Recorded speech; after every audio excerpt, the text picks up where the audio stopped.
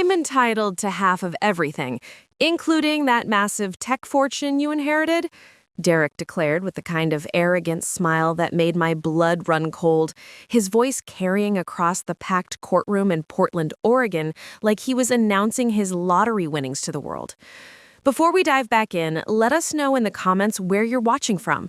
And if this story resonates with you, don't forget to subscribe, because tomorrow's story is something truly special I can't wait to share.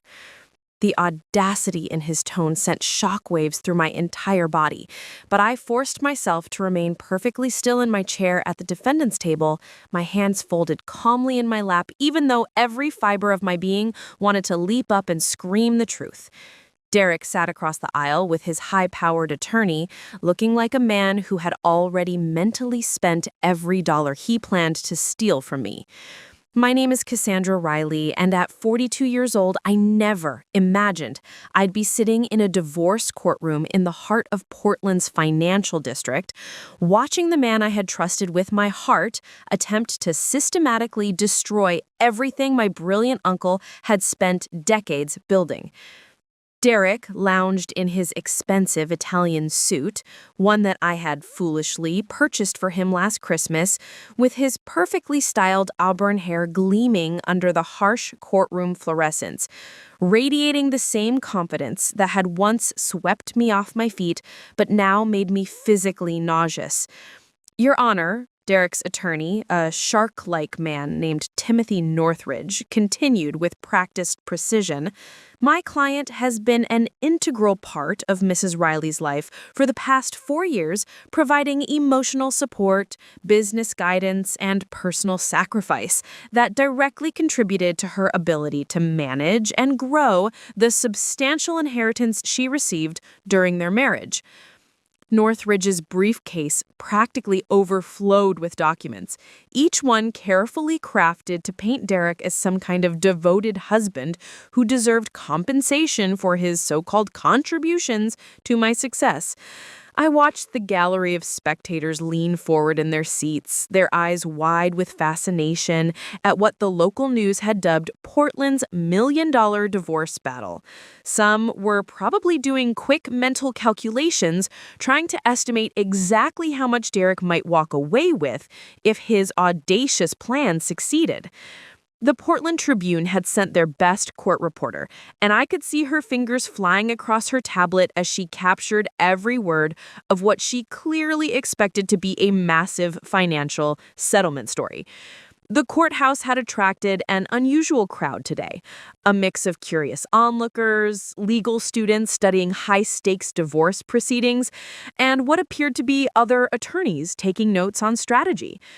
Judge Patricia Clearwater, a distinguished woman in her late 50s with silver hair pulled back in an elegant bun, reviewed the initial paperwork with the kind of neutral expression that came from presiding over Multnomah County's family court for over 2 decades. She probably had seen every conceivable divorce scheme, every desperate grab for money, every broken promise between spouses who once claimed to love each other until death do they part. But something deep in my gut told me she had never seen what I was about to reveal. Derek turned slightly in his leathered chair to flash me what he undoubtedly believed was his victory smile, the same devastating grin that had charmed me 4 years ago at that tech conference in Seattle. The sheer arrogance of that expression made rage bubble up in my chest like molten lava. This was the same man who used to bring me coffee every morning, who whispered sweet promises about growing old together, who claimed he fell in love with my brilliant mind rather than my bank account balance. 4 years of marriage, and every single day had been built on lies more elaborate than I ever could have imagined. The courtroom itself felt oppressive and heavy, with its dark mahogany paneling and the weight of legal proceedings that would determine the next chapter of my life hanging in the air like a thundercloud.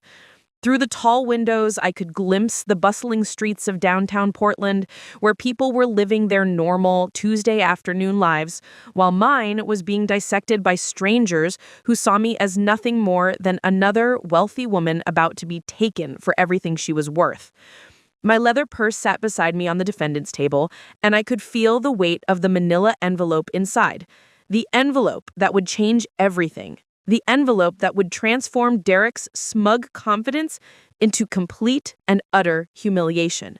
My fingers brushed against it gently, drawing strength from knowing that his greed was about to become his absolute downfall. Your Honor, Mrs. Riley, Judge Clearwater addressed me directly, her voice cutting through the tension like a blade. Do you have any response to these extensive asset division claims your husband has presented to this court? I stood slowly, feeling the eyes of every person in that packed courtroom focused on me. My heart was pounding so hard I was certain everyone could hear it, but my resolve was stronger than steel. This was the moment I had been waiting for, the moment when Derek's elaborate scheme would crumble like a house of cards in a hurricane.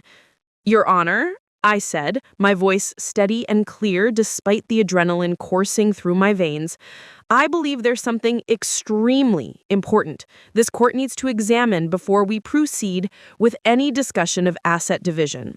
Derek's confident expression flickered for just a split second, like a candle flame in a breeze, but I caught it. He had no idea what was coming, no idea that his carefully constructed plan was about to explode in his face in the most spectacular way possible. It took a lot of care and time to prepare and narrate this for you, so if you're enjoying it, a quick subscribe really helps and means the world to us. All right, let's get back to it. Looking back now, I should have recognized the warning signs much earlier in our relationship, but grief has a way of making even the smartest people vulnerable to manipulation. When Derek entered my life 4 years ago, I was still reeling from the sudden loss of my Uncle Harrison, the tech genius who had raised me after my parents died in a car accident when I was just 16. Uncle Harrison had been more than a guardian. He was my mentor, my closest friend, and the brilliant mind behind Riley Dynamics, a cybersecurity firm that had revolutionized data protection for major corporations across the Pacific Northwest. He taught me everything about business, about technology, and most importantly, about protecting what you've worked hard to build. At the time Derek swept into my life, I was successfully running my own digital marketing consultancy, Cascade Creative Solutions, from a sleek office overlooking the Willamette River. My company specialized in helping tech startups build their brand presence. And while I was doing well financially, pulling in about $300,000 a year, I was working 18-hour days and had virtually no personal life. I was 38, successful but desperately lonely. My uncle's death 3 years earlier had left a void in my life that work couldn't fill, no matter how many clients I signed or how many awards my campaigns won. I threw myself into building my business partly as a tribute to Harrison's memory, but mostly because it was easier than facing how isolated I'd become. The loneliness was crushing at times. I'd built a beautiful life on paper, a stunning craftsman-style home in the Pearl District, a thriving business, financial security, but I came home every night to an empty house and dinner for one. My college friends were all married with children, living lives that seemed increasingly foreign to mine. I'd tried dating apps, blind dates set up by well-meaning colleagues, even joined a hiking club, but nothing clicked. Then came the Pacific Northwest Tech Innovation Conference in Seattle, where I was scheduled to give a keynote presentation on digital marketing trends for emerging technologies. I was nervous about the speech. It was my biggest speaking engagement to date, with over 800 attendees, and I arrived at the hotel lobby early to review my slides one final time. That's when I literally bumped into Derek Thornton in the hotel lobby. He was tall, probably 6'2", with those striking green eyes and auburn hair that caught the light in the most flattering way. When I accidentally knocked his coffee out of his hand while juggling my laptop bag and presentation materials, he just laughed. Not the irritated response I expected, but genuine amusement that immediately put me at ease. "I'm so sorry," I stammered, grabbing napkins from a nearby table to help clean up the mess I had made on his expensive-looking suit. He told me he was a business development consultant specializing in software companies, traveling from his home base in San Francisco to explore new opportunities in the Seattle market. He was charming, articulate, and seemed genuinely impressed when I mentioned my keynote presentation. Digital marketing for tech startups. That's fascinating, he said, his eyes lighting up with what I interpreted as genuine interest. I'd love to hear your presentation if you don't mind having someone from outside your target audience in the crowd. The chemistry was instant and electric. Derek had a way of making me feel like I was the most interesting person in the room. He asked thoughtful questions about my business, remembered details from our conversation, and had an infectious enthusiasm for innovation and entrepreneurship that reminded me of my Uncle Harrison. After my presentation, which went better than I had ever dared to hope, partly because I could see Derek in the front row giving me encouraging nods, he approached me with a bouquet of flowers he'd somehow managed to acquire during the lunch break. "You were absolutely brilliant up there," he said, presenting the flowers with a theatrical flourish that made me laugh. "I took about 20 pages of notes, and I don't think I understood half of what you said, but I could listen to you talk about algorithms and engagement metrics for hours." That night, we had dinner at an upscale seafood restaurant overlooking Elliott Bay, talking until the restaurant staff started pointedly clearing tables around us. Derek was funny, intelligent, and surprisingly vulnerable when he told me about his own struggles building his consulting practice and the loneliness of constantly traveling for work. I've been looking for someone who understands the demands of entrepreneurship, someone who gets that building something meaningful requires sacrifice, but also knows there has to be more to life than just work. It felt like he was speaking directly to my soul. What followed that magical evening in Seattle was a courtship so perfectly orchestrated that I should have recognized it as performance art. Derek began calling me every evening at exactly 7 o'clock, right when I was typically finishing up work and feeling the familiar pang of loneliness that came with another day spent building my business in isolation. Our phone conversations stretched for hours. He had an uncanny ability to ask exactly the right questions about my day, my challenges, my dreams for expanding Cascade Creative Solutions. "You're building something remarkable," he'd say with such conviction that I felt validated in ways I hadn't experienced since my Uncle Harrison's death. "I can see why your clients trust you with their most important growth initiatives." Within 2 weeks, Derek had arranged to visit Portland for what he called a business development trip, though he spent more time exploring the city with me than attending any meetings. He took me to Multnomah Falls, where we hiked the winding trail to the viewing platform, and he listened intently as I shared stories about growing up with my uncle, learning about technology and business strategy from one of the sharpest minds in the industry. "Harrison sounds like he was an incredible mentor," Derek said, his hand finding mine as we stood looking out over the Columbia River Gorge. "It's obvious how much he shaped who you've become. He must have been so proud of what you've accomplished with your own company." The validation felt like sunlight after months of cloudy weather. Derek seemed to genuinely appreciate not just my business acumen, but the emotional journey that had led me to build Cascade Creative Solutions as both a tribute to my uncle and a path toward financial independence. Our romantic dinners became legendary in my mind. Derek insisted on the finest restaurants in Portland, Le Pigeon, Canard, Ox Restaurant, places I'd always wanted to try but felt awkward visiting alone. He'd research the menus beforehand, ask the sommelier for wine pairings, and create these elaborate dining experiences that made me feel cherished in ways I'd forgotten were possible. "I believe in investing in experiences with people who matter," he'd say when I occasionally questioned the expense. Derek worked as a consultant, which I understood meant irregular income, but he never seemed concerned about money. "Life's too short not to celebrate the remarkable woman I've found." The gifts started small, but meaningful. A first edition copy of a book about women entrepreneurs that I'd mentioned wanting to read. A vintage necklace from an antique shop in the Pearl District that he claimed reminded him of my elegant sensibility. Flowers delivered to my office with handwritten notes that made my assistant swoon with romantic envy. But it was the emotional support that truly hooked me. Derek had an intuitive understanding of the pressures I faced running my consultancy. When I landed a major contract with an Seattle-based artificial intelligence startup, he sent a bottle of Dom Perignon to my office with a note that read, "To the brilliant woman who's changing the digital landscape one campaign at a time." When I lost a potential client to a larger marketing firm, Derek showed up at my apartment with takeout from my favorite Thai restaurant and spent the evening helping me analyze what had happened and strategize for future pitches. "You're building something sustainable and authentic," he assured me. "The clients who don't recognize your value aren't worthy of your genius anyway."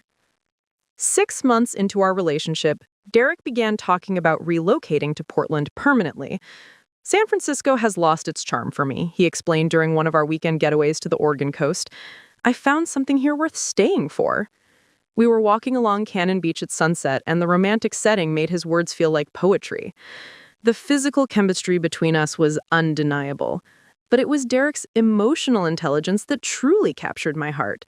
He remembered details about my clients, asked follow-up questions about projects I was working on, and celebrated my victories as if they were his own achievements.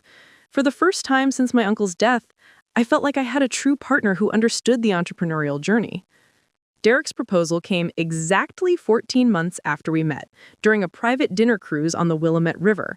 He'd arranged for the boat to stop near the Portland skyline at twilight, with the city lights reflecting off the water like scattered diamonds.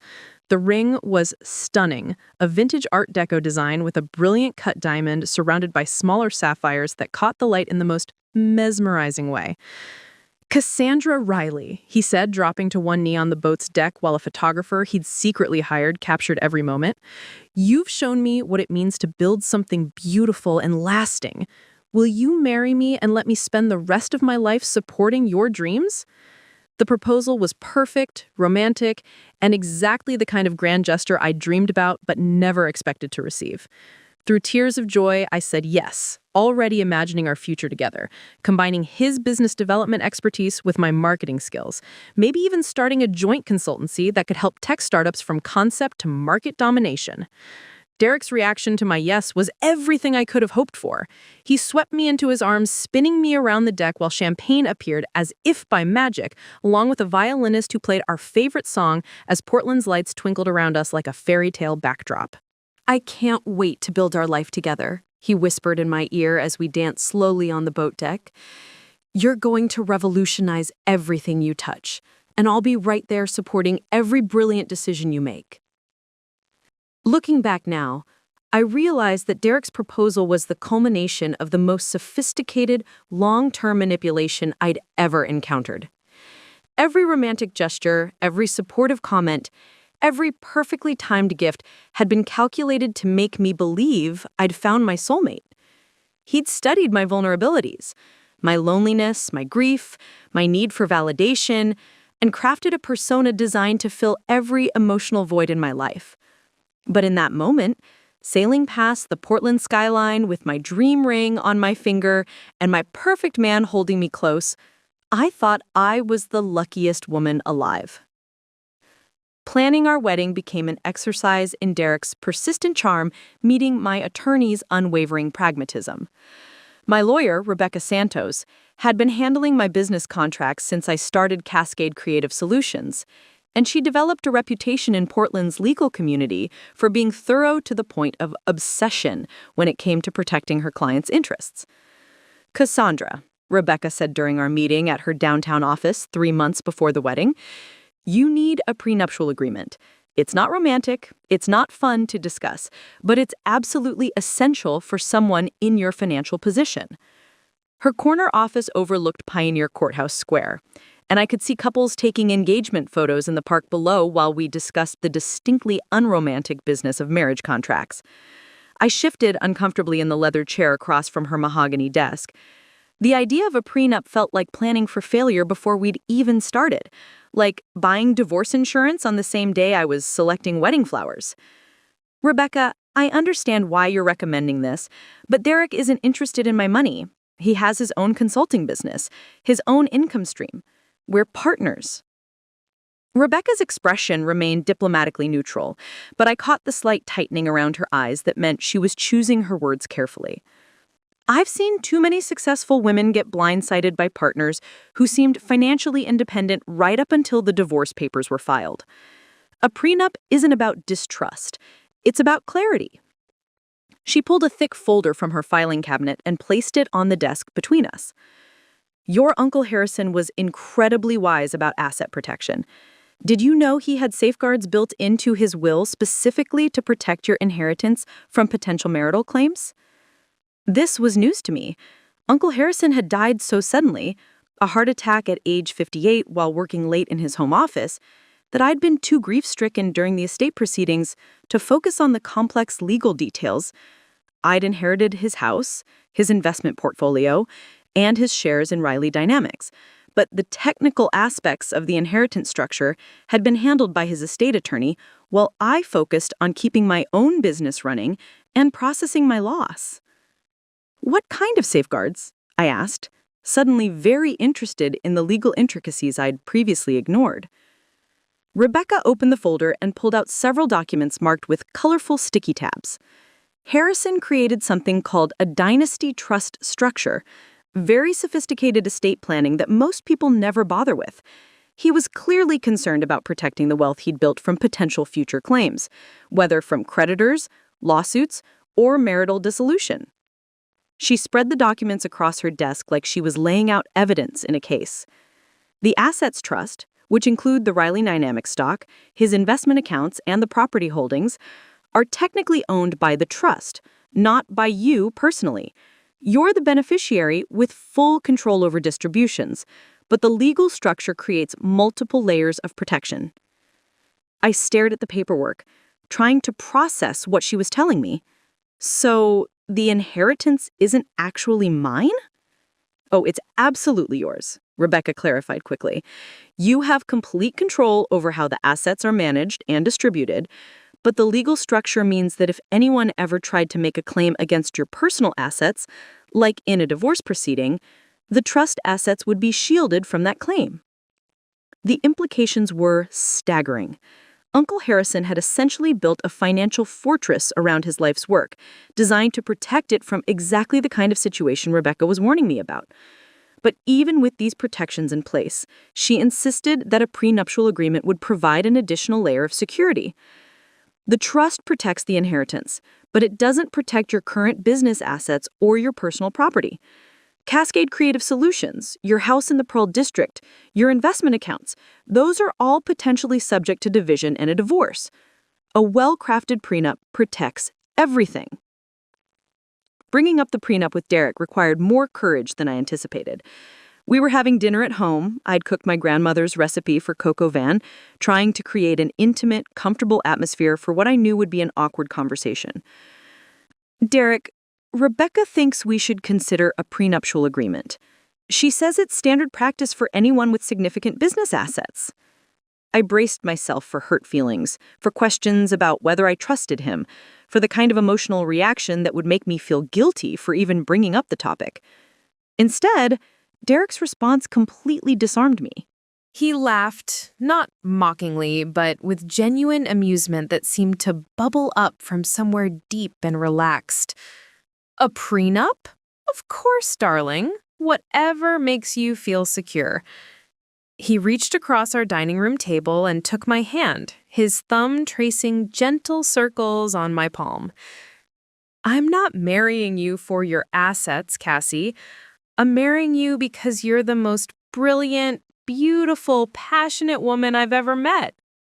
The relief that flooded through me was so intense, I almost started crying. "Really? You're not upset that I'm asking?" "Upset?" Derek's green eyes sparkled with what looked like genuine affection.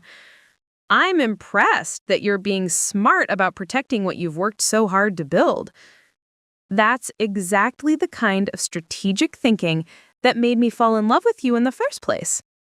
He stood up from his chair and came around to my side of the table, kneeling beside me with the kind of theatrical, romantic gesture that always made my heart skip beats.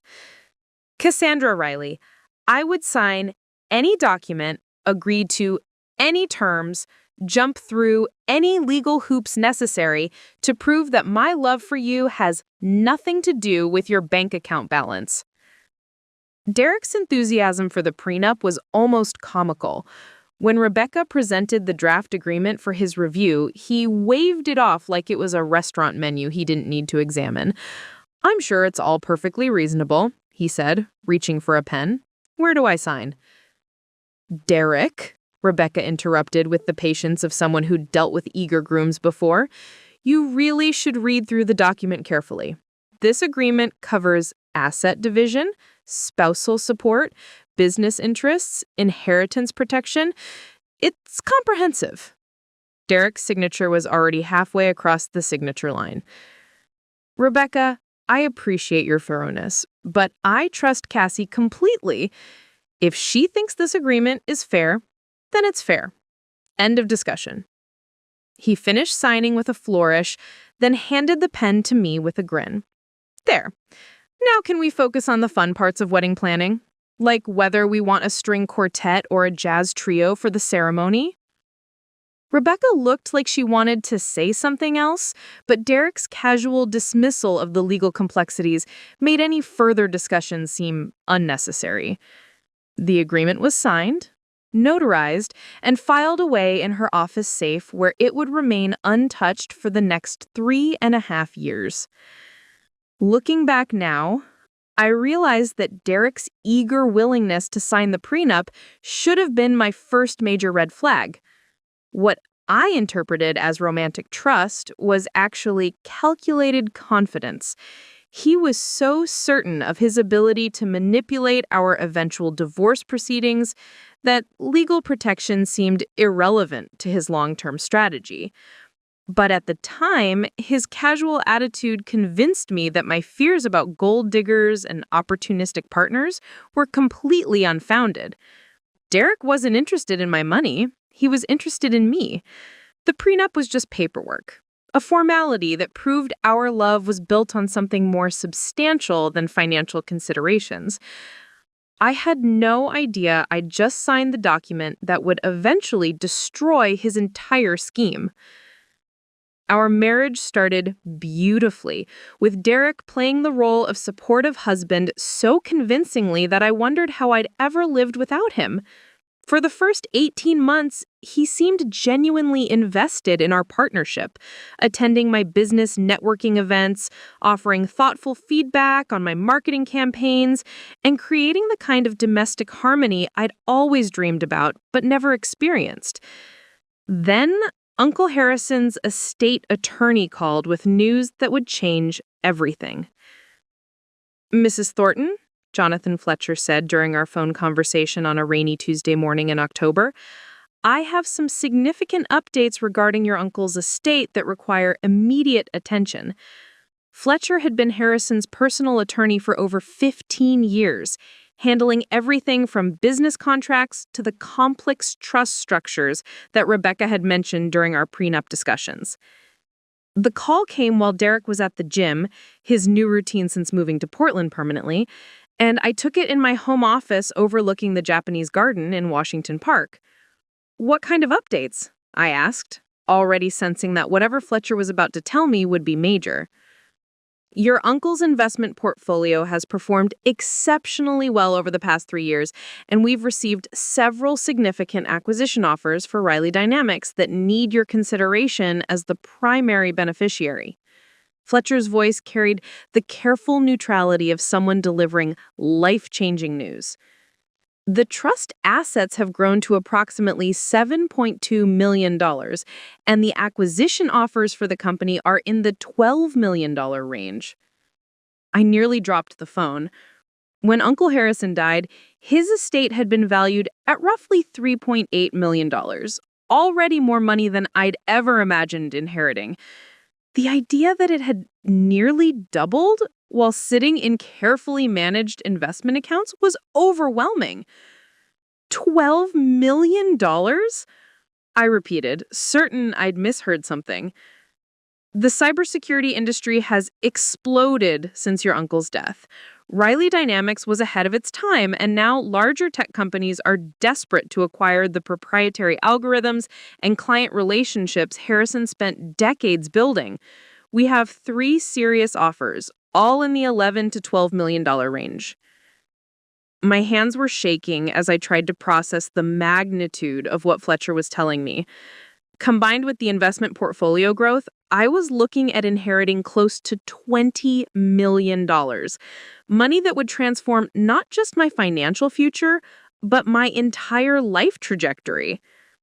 When Derek returned from his workout, I was still sitting in my office, staring out at the rain-soaked garden and trying to wrap my mind around the numbers Fletcher had shared.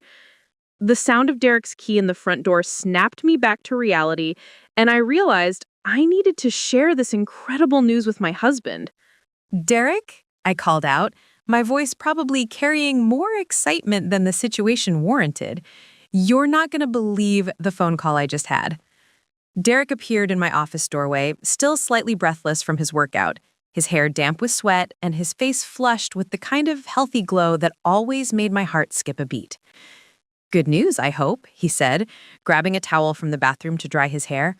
Unbelievable news, I said, turning in my desk chair to face him fully. Fletcher called about Uncle Harrison's estate. The investments have grown incredibly well, and there are acquisition offers for Riley Dynamics that are... I paused, still hardly believing the numbers myself. Derek, we're talking about close to $20 million. The change in Derek's expression was immediate and electric. His eyes widened, then seemed to literally light up with an intensity I'd never seen before. The towel dropped from his hands as he stared at me like I'd just announced we'd won the lottery. 20 million? He repeated, his voice barely above a whisper. Cassie, are you serious? $20 million? I know it's hard to believe, I said, standing up to embrace him. I'm still in shock myself. Fletcher wants to schedule meetings to discuss the acquisition offers and the investment management options. Derek's embrace was different than usual. Tighter, more possessive, like he was afraid I might disappear along with the money if he didn't hold on firmly enough. We're rich, he whispered against my hair. Cassie, we're actually rich. The way he said we should have been my first warning sign, but I was too caught up in the excitement and the magnitude of the inheritance to notice the subtle shift in his language. In my mind, Derek and I were partners, so of course any windfall that affected me would affect us both. What I didn't realize was that Derek had immediately begun calculating exactly what $20 million could mean for his personal financial future. Within weeks of the inheritance news, Derek's behavior began changing in ways that were subtle at first, then increasingly obvious. He quit his consulting business entirely, claiming that the inheritance gave us the freedom to pursue our passions without worrying about immediate income generation. I want to focus on supporting your success, he explained when I questioned his decision to abandon his client base. With this kind of financial security, I can be your full-time partner in building Cascade Creative Solutions into something truly revolutionary. Initially, his dedication seemed romantic and supportive. Derek threw himself into researching expansion opportunities for my marketing consultancy, suggesting we hire additional staff, lease larger office space, and pursue bigger corporate clients. His business development background proved valuable as we landed several major contracts with tech companies throughout the Pacific Northwest. But Derek's spending habits were changing in ways that made me increasingly uncomfortable. He bought a Tesla Model S, claiming it was essential for maintaining the right image when meeting with high-level executives. The $85,000 purchase was charged to our joint credit card without any discussion. When I questioned the expense, Derek's response was smooth and reasonable. Cassie, image matters in business development. Would you rather I show up to meetings with potential six-figure clients driving my old Honda Civic? This is an investment in our future success. The logic seemed sound, but it was followed by other investments that felt increasingly questionable. Derek joined an exclusive golf club in Lake Oswego, arguing that networking opportunities justified the $15,000 membership fee plus monthly dues. He bought expensive suits, upgraded his entire wardrobe, and started dining exclusively at Portland's most exclusive restaurants. "We can afford it now," became Derek's standard response to my concerns about his escalating spending. "You've worked so hard for so many years, living modestly and building your business. Now we have the freedom to enjoy life while we're young enough to appreciate it." The most troubling change was how Derek started presenting himself to our social circle and business contacts. At networking events and dinner parties, he began introducing himself as an investor and entrepreneur, conveniently omitting any mention of where his investment capital had originated.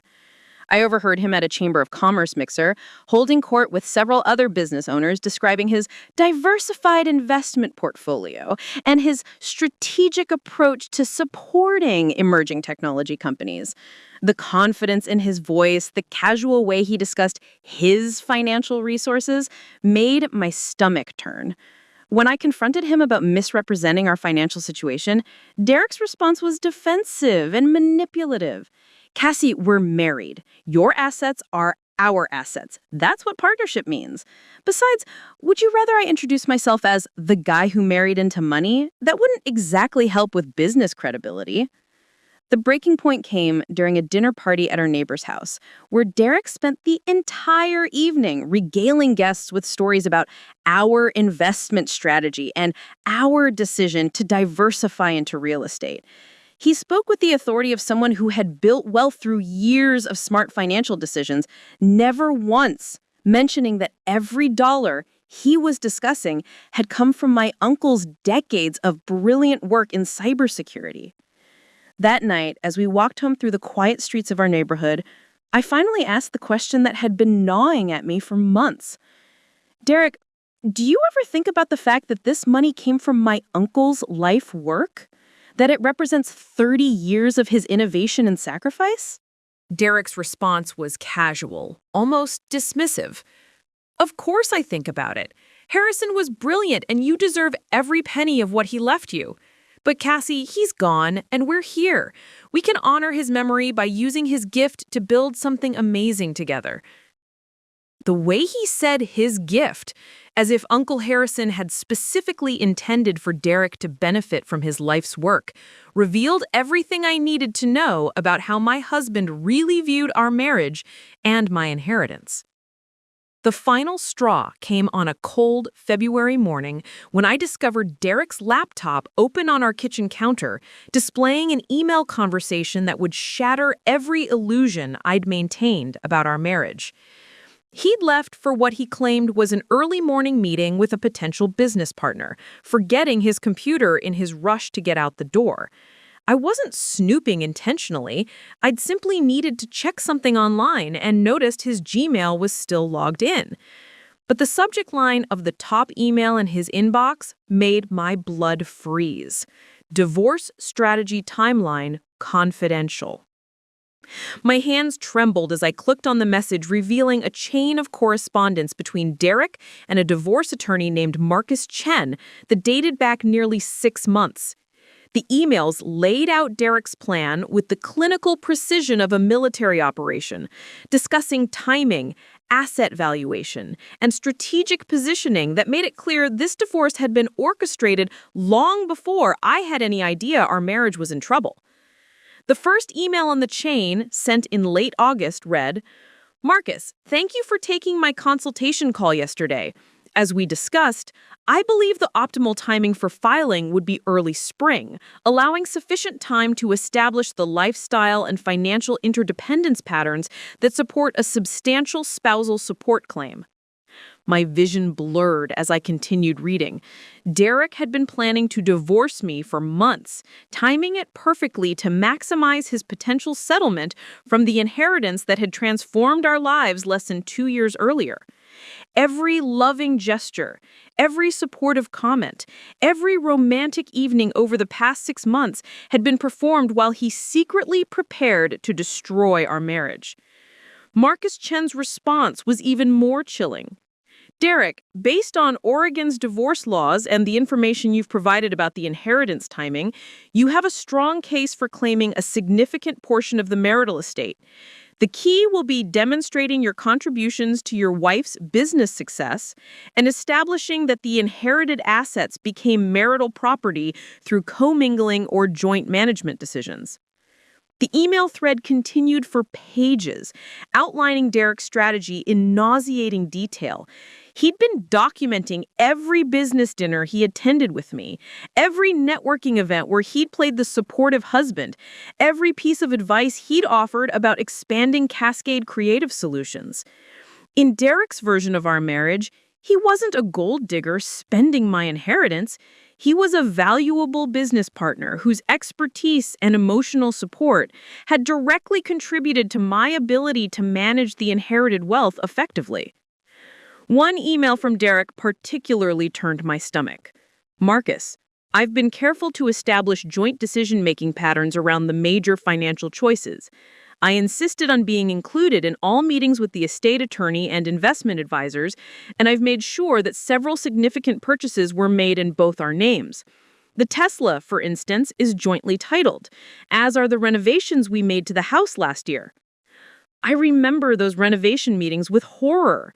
Derek had insisted on being present for every discussion with contractors, designers, and architects, claiming he wanted to support my vision for updating Uncle Harrison's house.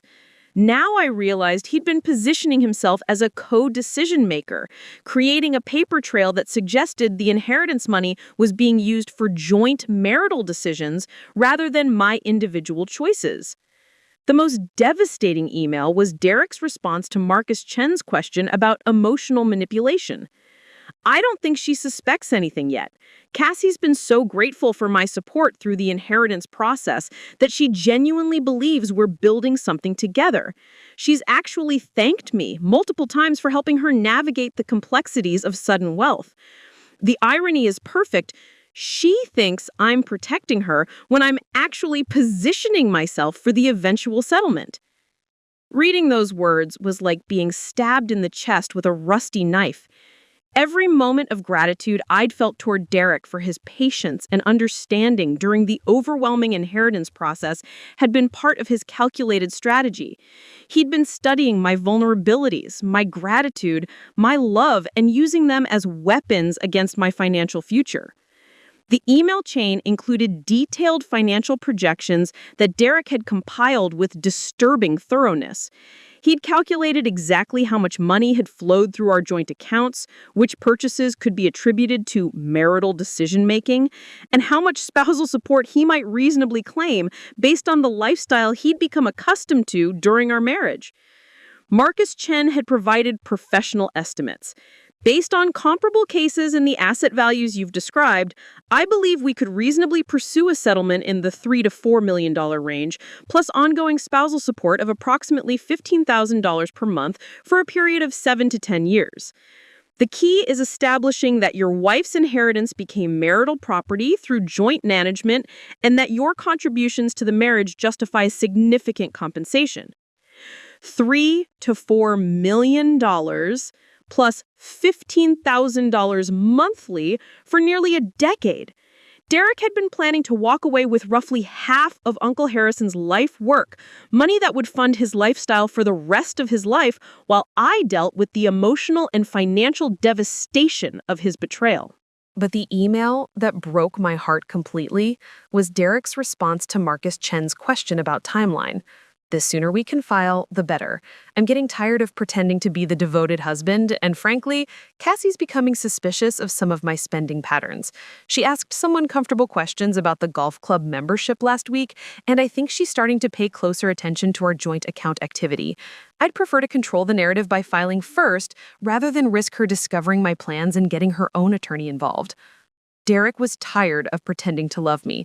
Our entire marriage, every tender moment, every shared dream about our future together had been an elaborate performance designed to position him for financial gain. The man I'd fallen in love with, the partner I'd trusted with my heart and my future, didn't actually exist. I printed every email in the chain, my hands shaking so badly I could barely operate the printer. The evidence filled a manila folder that I hid in my office safe, along with copies of our financial records and the prenuptial agreement that Derek had so casually signed 4 years earlier. That evening, when Derek returned from his business meeting, which I now knew had been another strategy session with Marcus Chen, I sat across from him at our dining room table and watched him perform the role of loving husband one more time. "How was your day, beautiful?" he asked, leaning over to kiss my forehead with what I now recognized as calculated affection. "You seem quiet tonight. Everything okay with the new client proposals?" I studied his face, looking for any trace of guilt or discomfort, but Derek's performance was flawless. His green eyes showed nothing but apparent concern and love, and his smile was as warm and genuine as it had been on our first date in Seattle 4 years ago. "I'm fine," I said, marveling at my own ability to maintain composure while my entire world was crumbling around me. "Just thinking about some business decisions I need to make." Derek reached across the table and took my hand, his thumb tracing those familiar gentle circles on my palm that had once made me feel cherished and secure. "Whatever you're thinking about, we'll figure it out together," he said with conviction that would have been touching if I didn't know it was complete fiction. That's what partners do. The word partners nearly made me laugh out loud. Derek thought we were partners, all right, but in his version of the partnership, I was the asset and he was the beneficiary. That night, after Derek fell asleep beside me, I lay awake staring at the ceiling and planning my own strategy.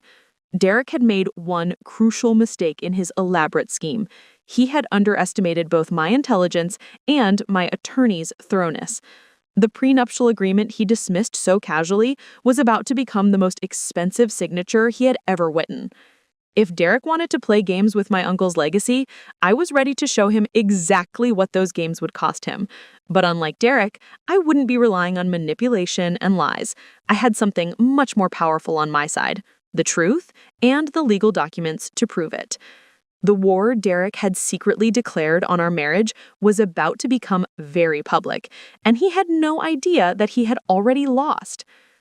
The manila envelope felt like it weighed 1,000 pounds as I approached Judge Clearwater's bench, but my steps were steady and my resolve was unshakable. The courtroom had fallen into complete silence, the kind of anticipatory quiet that happens when everyone senses something dramatic is about to unfold. Behind me, I could hear Derek whispering frantically to Timothy Northridge, his voice carrying an edge of panic that hadn't been there moments earlier. "What is she doing? She never mentioned any additional documents. This has to be some kind of stall tactic." Judge Clearwater accepted the envelope with the kind of neutral professionalism that came from decades of courtroom experience, but I caught the slight raise of her eyebrows as she examined the official seal from Rebecca Santos's law firm. "Your Honor," I said, my voice carrying clearly through the silent courtroom, "this is a prenuptial agreement that was executed 6 weeks before our marriage 4 years ago, an agreement that my husband signed in the presence of 2 notaries after declining his right to independent legal counsel." The change in the courtroom atmosphere was immediate and electric. Timothy Northridge shot up from his chair like he'd been launched by a spring, his carefully composed demeanor cracking for the first time since the proceedings began. "Your Honor, we were never informed of any prenuptial agreement. This is highly irregular and potentially prejudicial to my client's case." "Sit down, Mr. Northridge," Judge Clearwater commanded, her voice cutting through his protests like a blade. "I'll examine the document and determine its admissibility." As the judge broke the seal and began reading, I turned to look directly at Derek for the first time since entering the courtroom. The transformation in his expression was remarkable. The confident smirk had vanished completely, replaced with confusion, then dawning horror as he realized what I just presented to the court. His face cycled through a spectrum of colors, red with embarrassment, white with shock, then almost a greenish pale as the full implications hit him. The golden boy who had charmed his way through life was finally facing a situation that couldn't be smooth-talked or manipulated away.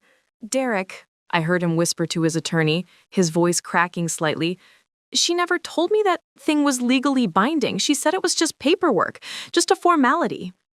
Timothy Northridge was frantically shuffling through his files, clearly searching for any mention of a prenuptial agreement in his case preparation.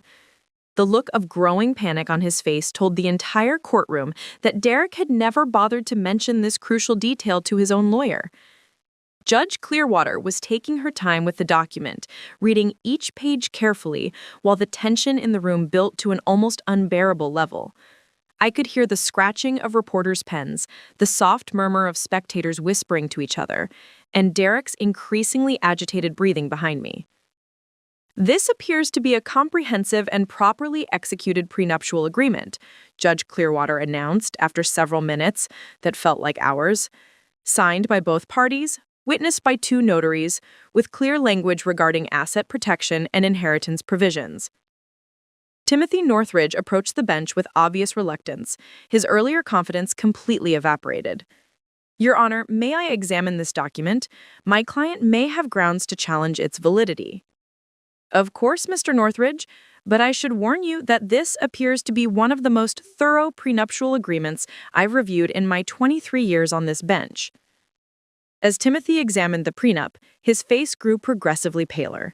I watched him flip through page after page of Rebecca's meticulous work, seeing his client's million-dollar settlement dreams crumble with each clause he read. Derek couldn't contain himself any longer. He stood up suddenly, his chair scraping loudly against the courtroom floor. Your Honor, I need to see that document. I don't remember signing anything like that. The judge's expressions shifted from neutral to distinctly unimpressed. Mr. Thornton, please remain seated and allow your attorney to handle these proceedings properly. But Derek was spiraling now, his carefully maintained facade completely shattered. This is insane, Cassie. You made this whole thing sound like it didn't matter. You said it was just romantic paperwork. Mr. Thornton, Judge Clearwater's voice could have frozen the Willamette River, you will remain silent or I will hold you in contempt of court. Timothy returned to his table looking like a man who just watched his lottery ticket blow away in the wind. The whispered conversation between attorney and client was intense and desperate, with Derek gesturing wildly and Timothy shaking his head with increasing desperation. Your Honor, Timothy finally addressed the court, his voice notably lacking its earlier authority, my client requests a brief recess to review this document more thoroughly. Judge Clearwater checked her watch with the deliberate movement that suggested her patience was wearing thin. Mr. Northridge, did you not conduct proper discovery regarding potential prenuptial agreements before filing these extensive asset claims? The attorney's silence was answer enough. Derek had been so confident in his manipulation strategy that he'd never even mentioned a prenuptial agreement to his lawyer. Timothy Northridge had been blindsided just as completely as his client. I'll grant you 10 minutes to review the document, Judge Clearwater declared, but I should advise you that this agreement appears to be legally binding and significantly impacts your client's claims. During the recess, I watched Derek and Timothy huddled near the courtroom windows in what appeared to be an increasingly heated discussion. Derek's gestures were becoming more animated and desperate as Timothy explained the implications of what he was reading. Rebecca used the time to organize her notes and prepare for what she knew would be Derek's desperate attempts to challenge the agreement. He's going to claim fraud or coercion, she predicted quietly. Men like Derek always blame everyone else when their schemes fall apart. Did you read the document before signing it? The silence stretched on until it became uncomfortable for everyone present. Derek looked around the courtroom as if searching for an escape route that didn't exist. Mr. Thornton, I asked you a direct question. I skimmed it, Derek finally confessed, his voice cracking with humiliation. But Cassie said it was just a formality.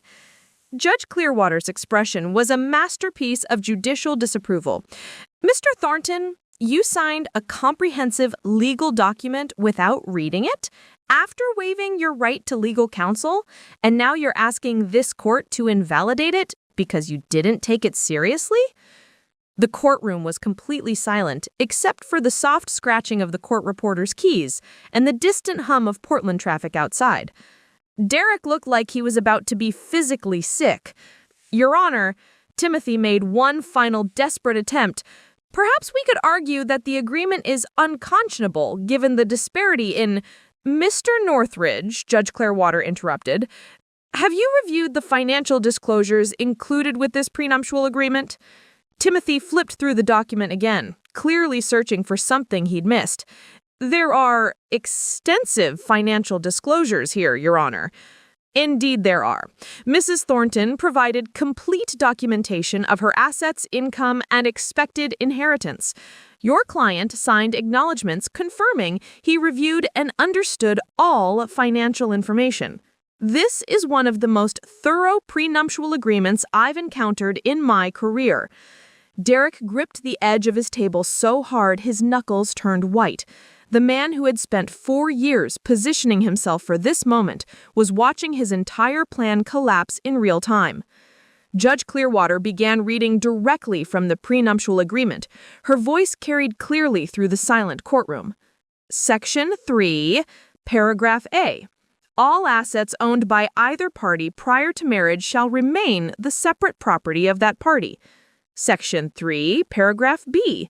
Any inheritance received by either party during the marriage shall be considered separate property and shall not be subject to division upon divorce.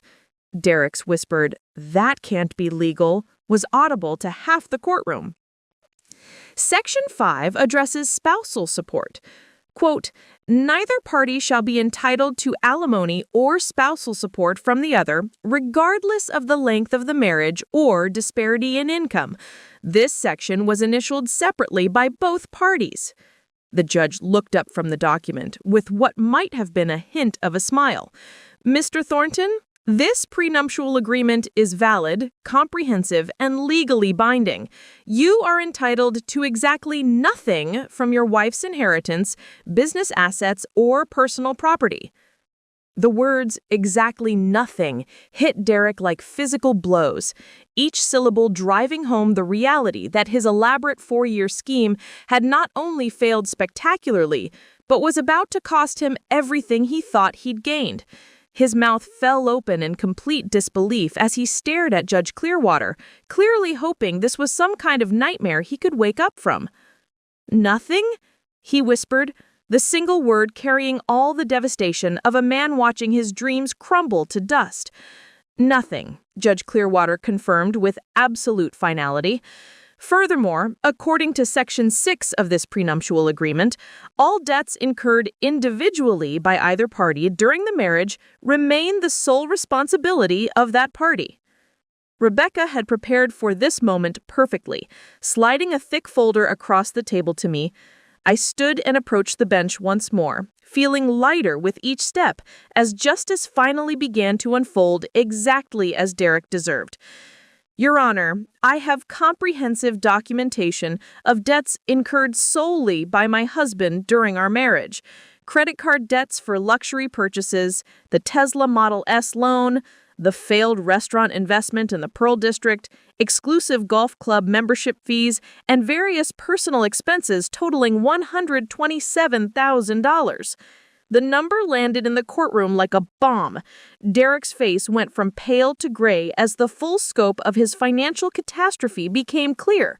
Not only would he receive nothing from the divorce, but he was personally responsible for over $100,000 in debt that he'd accumulated while living off what he assumed would eventually become his money. Timothy Northridge looked like he wanted to disappear entirely. The high-profile divorce case he'd expected to net him substantial fees had turned into a professional embarrassment that would follow him for years. Derek had painted himself as a sophisticated businessman, seeking fair compensation for his contributions to a successful marriage, when in reality, he was a financial predator who hadn't even bothered to read the legal documents that would destroy his scheme. "Your Honor," Derek's voice was barely audible. "This can't be right. 4 years of marriage has to count for something." Judge Clearwater's smile was razor sharp and completely without sympathy. "It does count for something, Mr. Thornton. It counts as an expensive lesson in the importance of reading legal documents before signing them." The gavel came down with a sound like thunder, echoing through the courtroom with absolute finality. "The court grants the divorce petition filed by Mrs. Thornton. No marital assets shall be transferred to Mr. Thornton. All individual debts remain with the party who incurred them. Mr. Thornton is responsible for his own legal fees. This court is adjourned." The courtroom erupted in murmurs and whispers as people began filing out, but Derek remained frozen in his chair, staring at the judge's bench in complete shock. The confident man who had strutted into court expecting to walk away with millions was now facing bankruptcy, social humiliation, and the complete destruction of his carefully constructed image. Several reporters approached me for comment, but Rebecca intercepted them with practiced efficiency, providing a brief statement about the importance of comprehensive prenuptial agreements while protecting my privacy during what was clearly an emotionally difficult time. "Cassie," Derek called out as I finally stood to leave, his voice cracking with desperation. "We need to talk about this. This can't be over. There has to be some way to work this out." I turned to face him one final time, studying the man who had spent 4 years systematically lying to me about everything that mattered. The charming smile was gone, replaced by the desperate expression of someone who had finally been caught in their own trap. "Derek," I said, my voice calm and steady despite the emotional turmoil of the past months, "it was over the moment you decided to marry me for my inheritance instead of loving me for who I am. The prenuptial agreement didn't ruin your plan. Your greed did." His face crumpled as the full weight of his situation finally hit him. No inheritance, no business assets, no spousal support, and crushing personal debt that would follow him for years. The man who had charmed his way through life had finally encountered a situation that couldn't be manipulated, sweet-talked, or schemed away from. As I walked toward the courtroom doors with Rebecca beside me, I felt a sense of freedom I hadn't experienced since discovering Derek's betrayal. The nightmare was finally over, and Derek's true nature had been exposed in the most public and humiliating way possible. The aftermath of our divorce became a cautionary tale that spread quickly through Portland's business and social circles. Derek's reputation was destroyed when word spread about his failed attempt to steal his wife's inheritance, making him a pariah in the networking events and professional organizations where he'd once held court as a successful entrepreneur. Within 3 months, Derek had filed for bankruptcy, unable to manage the $127,000 in debt on his now non-existent income. The Tesla was repossessed, the golf club membership was canceled, and he was forced to move out of the upscale apartment he'd rented after our separation and into a studio in one of Portland's less fashionable neighborhoods. His dating life became virtually impossible as women in our social circles warned each other about the charming man who viewed marriage as a business transaction rather than a partnership built on love and trust. Derek's name became synonymous with gold digging and financial manipulation, ensuring that his scheme would be his lasting legacy in Portland's tight-knit professional community. The psychological impact seemed even more devastating than the financial consequences. Derek had built his entire identity around being a successful, sophisticated businessman who could charm his way into any situation. Discovering that his elaborate 4-year plan had been doomed from the moment he casually signed the prenuptial agreement shattered his self-image completely. Meanwhile, I used the experience to fuel positive change in my own life and community. I established the Harrison Riley Foundation, named after my uncle, which provides legal assistance and resources to women seeking comprehensive prenuptial agreements and divorce representation. The foundation ensures that other women won't fall victim to financial predators who see marriage as an opportunity for wealth transfer rather than genuine partnership. Working with Rebecca, I developed educational programs for women entrepreneurs about asset protection, trust structures, and the legal strategies that can safeguard inherited wealth from manipulative partners. The foundation has helped dozens of women protect themselves from exactly the kind of scheme Derek had attempted. I also expanded Cascade Creative Solutions, using a portion of Uncle Harrison's protected inheritance to hire additional staff and pursue the kind of major corporate clients Derek had helped me identify before his greed consumed our marriage. Ironically, some of his legitimate business development insights proved valuable, even though his motives had been entirely selfish. Looking back on the journey from trusting wife to empowered divorce survivor, I realized that Uncle Harrison's wisdom about protecting family wealth had saved me from far more than just financial loss. His carefully structured trust and Rebecca's comprehensive prenuptial agreement had protected me from a lifetime of being used by someone who saw my love as nothing more than a pathway to easy money. The experience taught me that genuine love and partnership should never require sacrificing your financial security or ignoring your instincts about protecting what you've worked to build. Derek's casual dismissal of the prenuptial agreement should have been my first warning sign, but his confident manipulation convinced me that my protective instincts were unnecessary paranoia. Now I understand that anyone who truly loves you will support your efforts to protect yourself legally and financially. Real partners want you to feel secure and protected, not vulnerable and exposed. Derek's eagerness to sign documents he refused to read wasn't romantic trust. It was the arrogance of someone who believed his manipulation skills could overcome any legal obstacles. The most satisfying aspect of the entire ordeal was knowing that Derek's downfall was entirely self-inflicted. I didn't have to scheme or manipulate or lie to destroy his plan. I simply had to present the truth. The legally binding document he'd signed without reading, the evidence of his deception, and the reality of his character that he could no longer hide behind charm and false promises.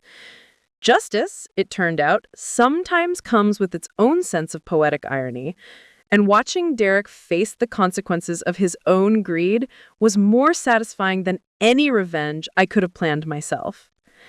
Coming up next, you'll see 2 more stories we handpicked just for you. If this one struck a chord, you're going to love what's next. Tap to keep the journey going.